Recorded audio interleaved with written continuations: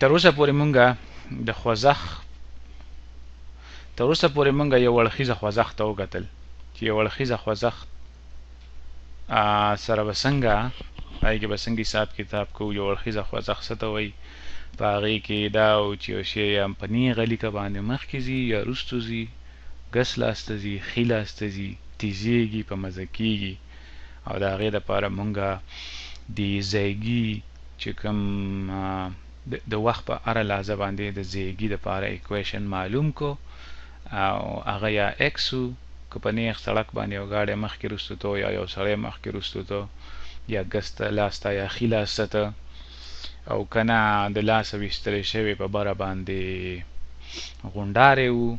یا راپرېوتونکې غونډارې و په نیغه لیکه باندې، نو موږ ته وای اکسس ویلی و. او په نیغه لیکه چې کوم خوځښت و نو د هغې سره موږ حساب کتابي زده کو. په هغه نیغه لیکه باندې هغه خوځښت په نیغه لیکه باندې په کوم کې چې اکسلریشن ټاکلی و، یعنی فکس و، کانسټنټ و، نه بدلېده. اوس دوه اړخیزه خوځښت څه ته وایي؟ دوه اړخیزه خوځښت کوم چې دلته ما لیکلی دی، هغه خوځښت کوم ته چې انګریزي کې 2 dimensional motion وایي. نو په دوه طریقو باندې دلته ما دا لیکلي دي چې دوه اړخیزه خوځښت څه ته وایي. یو داسې خوځښت چې په یو کوارډینیټ کې نشي ځایېدی، یعنی صرف ایکس کوارډینیټ باندې یا صرف په وای کوارډینیټ باندې د هغې بیان ممکن نه وي، ګران وي. او یا دا چې په نیغه لیکه کوم خوځښت نه وي نو هغه دوه اړخیزه کیدی شي، درې اړخیزه هم کیدی شي، خو موږ به خپل ځان راغونډ وساتو دوه اړخیزه خوځښت ته. نو په عام ژوند کې دې سره موږ بلد یو. راځئ چې یو څو مثالونه وګورو. مثالونه: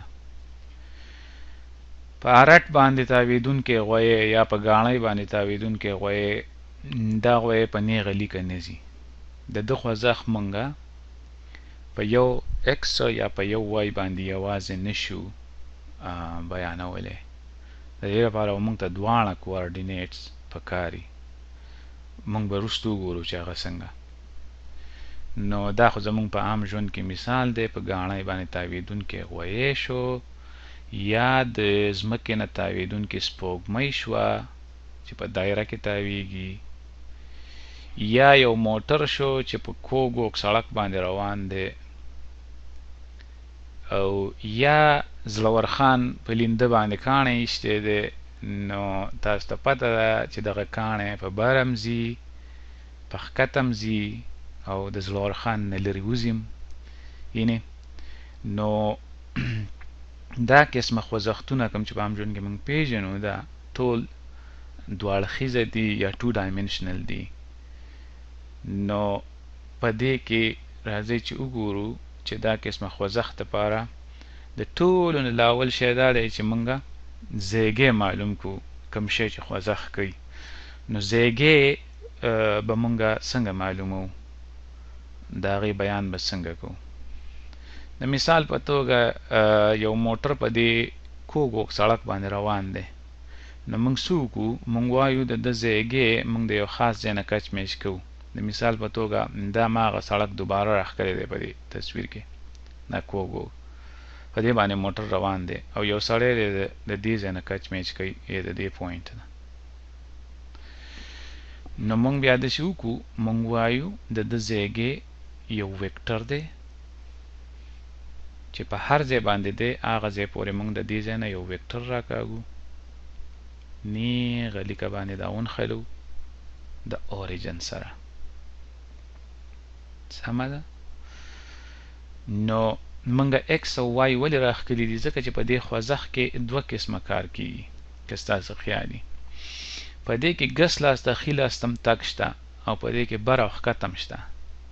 یعنې دی دلته ډېر په ښکته راغلی دی، خو دلته بیا ډېر په بره تللی دی، دلته ډېر په ښکته راغلی دی. نو د وای په حساب باندې هم په دې کې خوځښت شته، او د ایکس په حساب باندې هم خوځښت شته، ځکه چې د ګس لاس نه دلته و، اوس دلته را رسېدلی دی، نو دی د ګس نه خلاص تم تللی دی او د دې خوځښت په دوران کې مخکې رستو شوی دی برحقتم تللی دی. نو بیا موږ وایو د ده زیږې د وخت په اړه لحاظه باندې یو ویکټر دی چې هغې ته موږ آر ویکټر وایو او د دغه ویکټر موږ وایو دوه حصې دي. یو ته موږ وایو ایکس چې هغه په پروت اړخ کې دی نو هغې ته آی ولیکو او یو چې کوم دی د دې ویکټر یو بله حصه ده د آر، یعنی د وخت په اړه لحاظه باندې که موږ ته دا پته ولګي چې د ایکس څومره دی او د وای څومره دی نو دا خوځښت زموږ د کابو لاندې راشي. سمه ده. نو بیا به آر موږ داسې لیکو چې د دې شي ځایګې د دوو د ګس خلاص ته څومره مخکې رستو تللی دی او د بره او ښکته څومره تللی دی. نو تاسو ته ما ویلي چې دا آی او دا جې چې کوم دي دا یونټ ویکټرز دي، نو دا موږ ته ښیي چې دا ایکس دا پروت ویکټر د څومره آیز نه جوړ دی او دا ولاړ ویکټر څومره د جیز نه جوړ دی. د مثال په توګه په هغه وخت کې کله چې دی په دې ځای باندې و دغه ځای کې د یو بل آر دی، دا یو آر دی چې موږ ته د ځایګې په دغه وخت باندې ښیي. نو د دې یو ځای نه موږ د ټولو ځایونو ته ویکټر راکاږو او بیا موږ وایو د هغه ویکټر دوه حصې دي، یوې ایکس دی یوې وای دی. نو راځئ چې بل مثال وګورو. زړور خان په لینده باندې کاڼی ایښتی دی.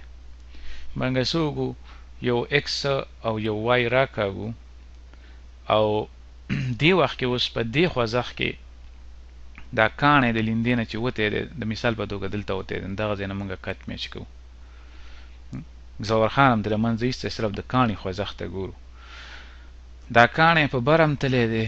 بیا هم په ښکته راغلی دی خو د زړور خان نه لرې وتی هم دی، یعنې ګس او ښي لاس ته هم تللی بره ښکته هم تللی. اوس دا وایي موږ ته هغه اړخ ښیي کوم چې د ځمکې نه په بره د ځمکې نه لرې ځمکې ته نږدې اړخ راته ښیي دا وایي، او دا ایکس راته ښیي چې د زړور خان نه څومره لرې وتی دی دا کاڼی. نو دا کاڼی په یو وخت باندې د زړور خان د مثال په توګه کله چې کاڼی په هوا کې دی ځای کې دی نو دی د زړور خان نه دومره لرې وتی دی دغې ته موږ ایکس وایو، او دی په هوا کې په دغه وخت کې دومره بره و دغې ته موږ وایو، او بیا د دې ځای نه ډایرکټ چې کوم ځای نه موږ کچ میچ کوو د زړور خان د لاس نه دغې ته موږ آر وایو.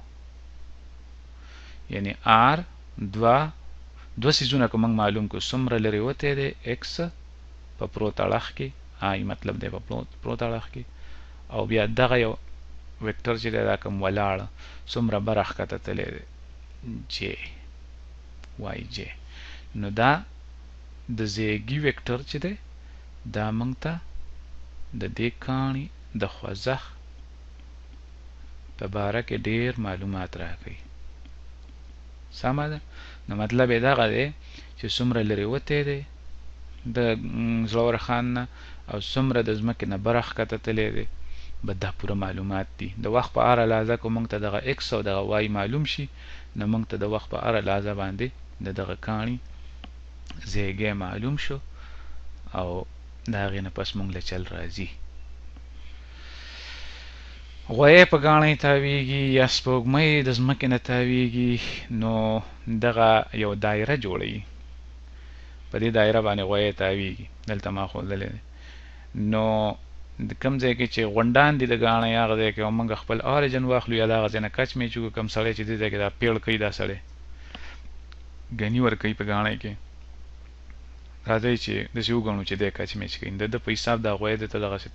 تاویږي د ده په حساب د ده نه ګیر چاپېر. نو په هر وخت د وخت په هره لحظه باندې د وخت په هره لحظه که دا سړی دا معلوم کړي چې دی څومره د مثال په توګه غویی دلته دی او دی څومره ښکته او بره دی د دې ایکس او وای چې معلوم شي پروت اړخ کې او په ولاړ اړخ کې،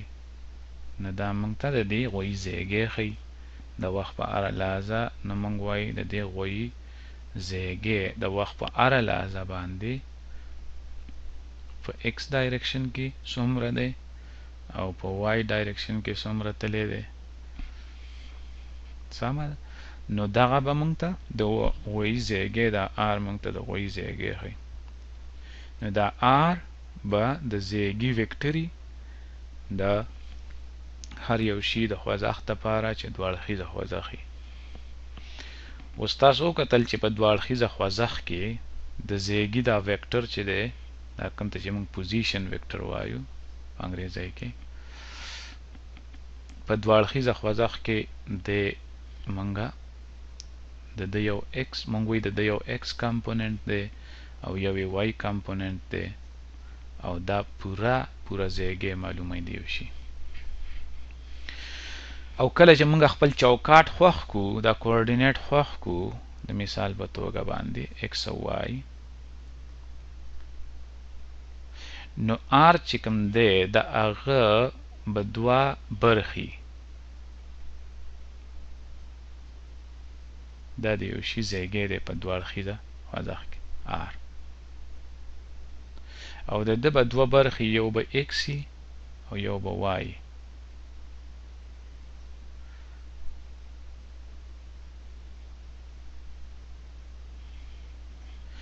آی به همیشه په پروت اړخ کې او د ګس نه بخیل استی، یعنی آی به یو داسې ویکټري چې هغه به همیشه د ګس نه خیل استی او یا د خینه ګس لاستی څنګه چې مونږ په دې کې خوښ کو، په دې کې مونږ اوس د ګس نه خیل استه خوښ کو. او دا جې به چې کوم دی نو همیشه یو داسې ویکټري چې یونټ ویکټر وي او د برې نه په ښکته یا د ښکته نه به بره وي، دلته مونږ د ښکته نه په بره خوښ کړی دی، یعنی زمونږ پازیټیو وای چې کوم دی نه بره دی په بره دی، زمونږ نیګیټیو وای په ښکته دی، نو جې به په بره باندې بیا منفي جې به په ښکته باندې. آی چې کوم دی نو هغه د ګس نه خیل استه دی او ماینس آی به بیا د خینه ګس لاستی، خو دلته مونږه پازیټیو ایکس اکسس خیل استه دی او نیګیټیو ایکس اکسس. نو دا یو قسمه چوکاټ ورته مونږ کېښودو، که د غویي خوځښت دی، که د زړورخان د لیندې نه د وتي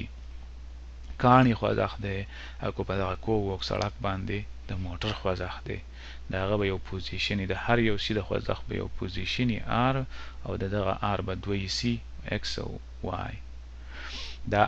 چې شی خوځښت کوي نو دا آر به بدلیږي. دا آر به ولې بدلیږي؟ ځکه چې ایکس به هم بدلیږي او وای به هم بدلیږي. نو ویلاسټي څه ته وایي؟ ته موږ دا زده کړي چې ویلاسټي چې کوم ده دا د زیږي او آر زیږې ښیي د دې ډیریویټیو دی. نو د دې ځای نه پس اوس مونږه صرف د میتھمیټکس په ژبه کې د هر څه بیانو. بیا آر چې کوم دی مونږ وایو دا ډیریویټیو اپریشن دی او دا آر چې کوم دی دا یو ویکټر دی چې د ایکس کوارډینیټ نه او د وای کوارډینیټ نه او د وای کوارډینیټ نه جوړ دی. نو دا ډیریویټیو چې کوم دی دا به په دغه آر باندې ورپریږدو. په دې کې دا اوس خیال کوو چې دا آر ولې بدلیږي. دا آر ځکه بدلیږي چې ایکس او وای بدلیږي. آی او جے ویکټر چې کوم دی واړه چې کوم دا واړه یونټ ویکټرز چې دي دا ټاکلي دي، فکس دي. کله چې موږ خپل چوکاټ خوښ کو نو دی فکس دي. آی د ګس نه خیل استه دی، جے د ښکته نه په بره دی او د دې قیمتونه هم فکس دي، ټاکلي دي. دا یونټ ویکټرز دي، د دې شمیره د یو برابر ده. نو دا کانسټنټ دی. نو دا ډیریویټیو چې دی دې ته غږ نه کوي، آی او جې ته به غږ نه کوي ځکه دا زموږ کانسټنټ ویکټر دی. نو دا ډیریویټیو به صرف په ایکس باندې عمل کوي او دا آی یونټ ویکټر به تی بچت پاتې شي، دغسې په وای باندې به عمل وکړي او دا جے یونټ ویکټر به تی بچت پاتې شي. نو په یو اړخیزه خوځښت کې مونږ کتلي وو چې دا ډي ایکس بای ډي ټي څه شی و؟ دا ویلاسټي وا په یو نیغه لیکه باندې خو په x اوس موږ د x او د j د y فرق کوو چې د x په اړخ کې کوم ځای دی د هغې ډیریویټیو چې موږ واخلو دا په هغه x په اړخ کې ویلاسټي ده او کله چې د y په اړخ کې موږ ډیریویټیو واخیستو نو دغه یو ویلاسټي ده د y په اړخ کې سمه ده نو اوس موږ سره موږ دې ځای ته راورسېدو پوزیشن په دوه اړخیزه خوځښت کې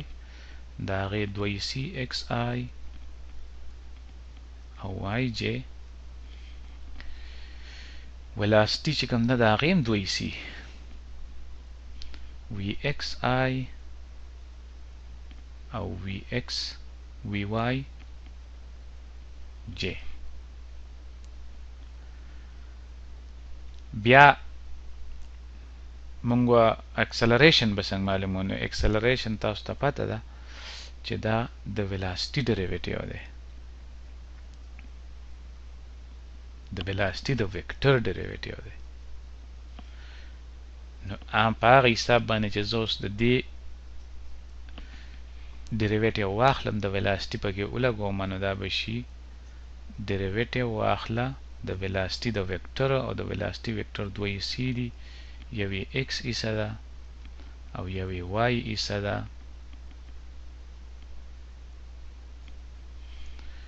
نو i او j به بچت پاتې شي لکه چې دغه کانسټنټ ویکټر دی یا ټاکلي شوي ویکټر دي زموږ په دې چوکاټ کې نو دا ډیریویټیو به صرف په وی ایکس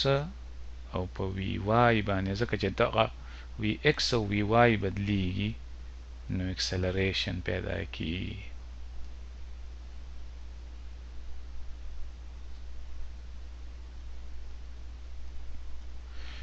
نو د اکسلریشن هم دوه حصې شوې په x ډایرکشن کې چې ویلاسټي بدلیږي نو هغې سره اکسلریشن پیدا شوی دی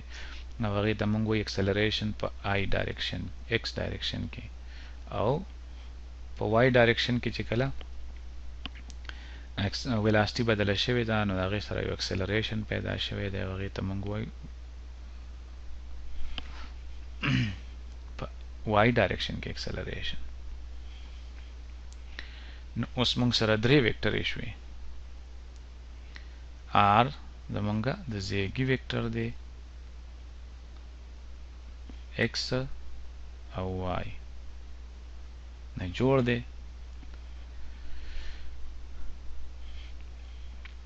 ویلاسټي چې کوم ده هغه دوه د هغې یو x کمپوننټ دی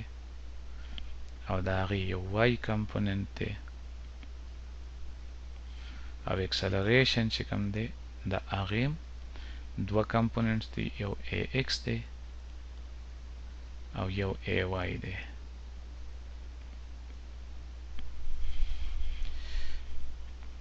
دلته به سره بیا ولیکو vx څه شی دی دا د x کوارډینیټ ډیریویټیو دی vy څه شی دی دا د y کوارډینیټ ډیریویټیو دی ax څه شی دی دا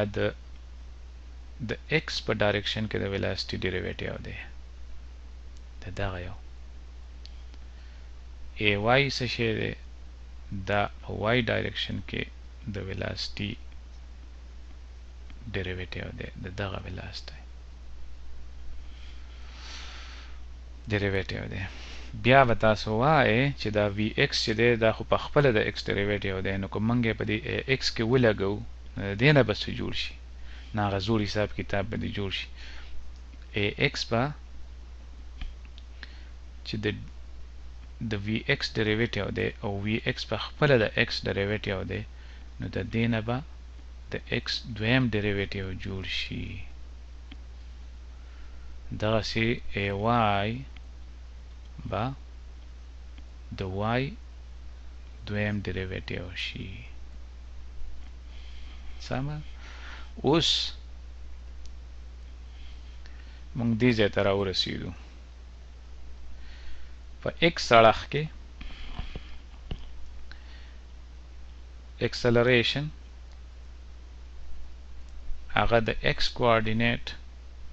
د دوو ډیریویټیو برابر دی په y اړخ کې acceleration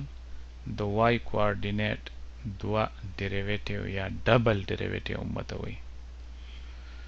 دویستوي ډیریویټیو چې واخلي یویستوي ډیریویټیو د x دی نو هغه ویلاسټي ده دویستوي چې واخلي نو هغه acceleration شي خو په x او y کې اوس مونږ فرق کوو مونږ وایو ورسره د یو شي خوځښت کې دا د یو شي خوځښت بیانوي ax او ay اوس به تاسو دا وایئ چې کو دا ax څنګه چې مونږ په یو اړخیزه خوځښت کې ویلي وو که دا ax وټاکلی شي نه بدلیږي او دا ay وټاکلی شي نه بدلیږي نو که تاسو ته یاد وي کله چې دا ax نه بدلیږي نو دا کم یو شی دی چې هغه کم یو x دی چې د هغې موږ دوه ډیریویټیو واخلو او د هغې نه موږ سره یو ټاکلې شمېره راشي یا یو فکس شمېره راشي لکه 15 یا 10 دا x 15 کېدی شي 10 کېدی شي 2 کېدی شي 3 کېدی شي یو فکس نمبر دی او د x د دوه ډیریویټیو نه راځي نو دا x به څنګه وي نو بیا هغه زاړه زوړ حساب کتاب د x موږ لیکلی شو چې دا لومبنی x د x په اړخ کې لومبنی ویلاسټي ځله ټایم او نیم ځله ax او د ټایم سکویر ay که ټاکلی شوي فکس نمبر نو بیا به دا y څنګه لیکلی شو موږ د ټایم په بڼه لومبنی y کم ځای نه چې خوځښت شروع شوی دی د y په اړخ کې لومبنی ویلاسټي ستاسو خیال دی زه پې دا لیبل یې لګوم په x کې مې ټول x لیبل یې ولګولې دا x-ونه مې ورته ځوړان کړه دلته او د y په اړخ کې y لیبل یې لګوم او بیا نیم ځله ay او د ټایم سکویر سمه نو دا دوه یو اړخیزه خوځښتونه چې راجمع شي نو دوه اړخیزه خوځښت جوړ شي خو خیال به کوئ چې دا دوه څیزونه خوځښت نه کوي چې ګینې یو په یو اړخ خوځښت کوي بل په بل اړخ خوځښت کوي په نیغه لیکه نه یو شی دی په کږه وږه لیکه خوځښت کوي خو چې خوځښت یې مونږ زیر شو نو دا پته ولګي چې دا خوځښت خو د دوو نیغو خوځښتونو نه جوړ دی دا یو خوځښت د لیندې نه وتی کاڼې او په بر او ښکته ځي د هغې بیان په دې وایي کېږي دلته او مخکې وروستو ځي د زړور خان نه لرې وځي نږدې کېږي د هغې بیان په دې x باندې کېږي دلته نو دا r ویکټر چې دی زمونږه د پوزیشن ویکټر چې دی دلته تاسو یو کار وکئ او هغه دا دی چې د دې x دوه ځله ډیریویټیو واخلئ او تاسو وګورئ چې دا ax ته تاسو سره راځي او که نه ax یو کانسټنټ نمبر دی په هغه باندې ډیریویټیو اثر نه کوي v0x هم یو کانسټنټ نمبر دی په دغه هم ډیریویټیو عمل نه کوي x0 هم یو کانسټنټ نمبر دی په دغه هم ډیریویټیو عمل نه کوي نو د x ډیریویټیو تاسو واخلئ د ټایم سره دوه ځله او تاسو دا ثابته کوي چې دا د ax برابر دی چې دوه ډیریویټیو موږ د x واخلو دغسې د y دوه ډیریویټیو واخلئ او تاسو وګورئ چې تاسو سره ay راځي او که نه هغه زوړ حساب کتاب څنګه چې ما مخکې په مخکني ویډیوز کې کړي دي نو دا r ویکټر زمونږ شو د دې یو x دی د وخت په اړه لازه او د دې r یو y برخه ده د وخت په اړه لازه خو x چې کوم دی په یو ټاکلي اکسلریشن باندې هغه موږ ته معلوم دی چې هغه د لومبني x نه د لومبنی x ویلاسټي نه ځله ټایم او نیم ځله د ټاکلي x اکسلریشن ځله ټایم سکویر او بیا دا ټول سیستم چې کوم دی دا موږ ته دا x ښیي دا ټول سي او دې سره بیا دغه یونټ ویکټر دی I ویکټر جمع کا دا بیا د y چې کوم دی هغه موږ ته دی لومبنی y بیا لومبنی ویلاسټي په y ډایرکشن کې ځله ټایم او بیا نیم ځله د y اکسلریشن دا ټاکلی اکسلریشن ځله ټایم سکویر او دا ټول الا بلا په j ډایرکشن کې دی نه په y ډایرکشن کې نو دا زمونږ y دی دا په دې بریکټ کې دننه چې کوم دی نو دا r مونږ ته معلومیږي که مونږ x معلوم کو او y معلوم کو x به څنګه معلومو لومبنی x او بیا لومبنی x ویلاسټي ځله ټایم نیم ځله د x ډایرکشن اکسلریشن ځله ټایم سکویر y به څنګه معلومو دغسې به y معلوم کو او دا به یو ځای کو او د دغې نه به مونږ ته جوړ شي x r به جوړ شي سمه نو دلته په دې لیکچر کې ما ټول په جنرالیټیز باندې څنګه چې وایي په غټې غټې خبرې مې وکړې غټې غټې خبرې مې راټولې کړې تي خو وروسته به بیا مونږ دې ته لاړ شو چې دا r خو مونږ را یو ځای کولی شو x به را یو ځای کو y به را یو ځای کو نو ټول خبره دې ته راغله چې مونږ دا دوه ایکویشنز چې کوم دي په دوه اړخیزه خوځښت کې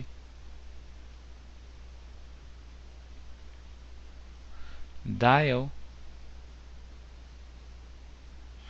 او بیا دا یو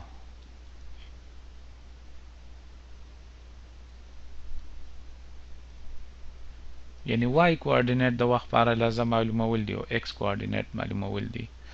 او که په دواړو اړخونو کې اکسلریشن ټاکلی نو بیا د معلومولو دا طریقه ده ٹھیک شه خو په دې کې شرط دا دی چې ax یو ټاکلی نمبر دی کم ته چې په انګریزۍ کې مونږ کانسټنټ وایو یا فکسډ نمبر دی او ay هم کانسټنټ نمبر دی په شرط د دې دغه دوه ایکویشن مونږ ته د وخت په اندازه باندې د یو دوه اړخیزه خوځښت کوونکي شي x او y کوارډینیټ مونږ ته د وخت x او y ځایګی د وخت په اړه لحظه ښیي او دغه x او y چې را جمع کړو نو دا مونږ ته دغه څیز پوره ځایګی ښیي د وخت په اړه لحظه باندې چې کله ځایګی معلومې د وخت په اړه لحظه باندې نو د هغې نه مونږ بیا ډېر معلومات کولی شو ډېر حساب کتاب ته کولی شو نو را روان ویډیو کې په د دې نه مخکې چې زه دا کیسه ختمه کړمه په دې لیکچر کې او د را روان ویډیو خبره تاسو ته وکړمه دا یو اړخیزه خوځښت هم په دې ټولګي کې پریوځي یو اړخیزه خوځښت کې به موږ څه کول په یو اړخیزه خوځښت کې په ون ډایمنشنل موشن کې زمونږ د پوزیشن ویکټر چې به وو هغه به یا خدا او د y دا به ورسره هر وخت زیرو نو د دې نه به صرف یو اړخیزه خوځښت جوړ شي او یا r چې کوم نو هغه کې x زیرو هر وخت د وخت په اړه لحظه او y بدلېده نو هغې کې به موږ سره صرف y سره د موږ کار په نیغه لیکه چې کوم خوځښت نو دا r موږ ته په نیغه لیکه باندې په یو سړک باندې خوځښت ښیي بس y پکې موږ زیرو واخلو کوم چې موږ مخکې کړي په نیغه لیکه باندې دا آر مونږ ته په نیغه لیکه باندې په وای ډایرکشن کې خوځښت ښیي x پکې 0 واخلو لکه بر او ښکته چې څیزونه پرېواته فري فال کې ځمکې ته راپرېوتونکي او د ځمکې نه په بره ایستلي شوي شیونه نو هغه خوځښتونه موږ دلته دا اوس مونږ نور جنرال شو نورم خبره خوره شوه غټه کړه په هغې کې هغه ون ډایمنشنل یا اړخیزه خوځښت هم پکې پروت دی کله چې پکې مونږ x0 واخلو یا y0 واخلو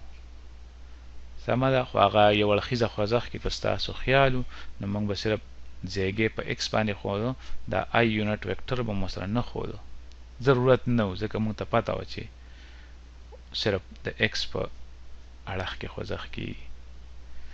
او دغسې بره او ښکته چې کوم څیزونه تله راپرېواته یا په بره باندې ویشتلي شوي هغه موږ په وای باندې د هغې پوزې ځایګی ښوده دا j یونټ ویکټر به مو سره نه ښوده ضرورت نه و اوس په دوه اړخیزه خوځښت کې د دغې ضرورت پیښیږي نو په راتلونکي ویډیو کې بیا په دې بحث وکړو چې څه مثالونه وګورو د دوه اړخیزه خوځښت او ټاکلي اکسلریشنز واخلو په x او y ډایرکشن کې نو موږ به د لیندې نه د ګوتې کاڼي ته وګورو کوم ته چې پروجیکټایل موشن وایي د هغې نه علاوه به د نور نه تاویدونکې ځمکې ته به وګورو دغه هم یو دوه اړخیزه خوځښت دی په ګاڼۍ باندې تاویدونکې غویي ته به وګورو دا هم یو دوه اړخیزه خوځښت دی او د دغې باره کې به معلومات وکړو چې څنګه د هغې بیان کولی شو او دغه ټولې خبرې را روانې دي د خیر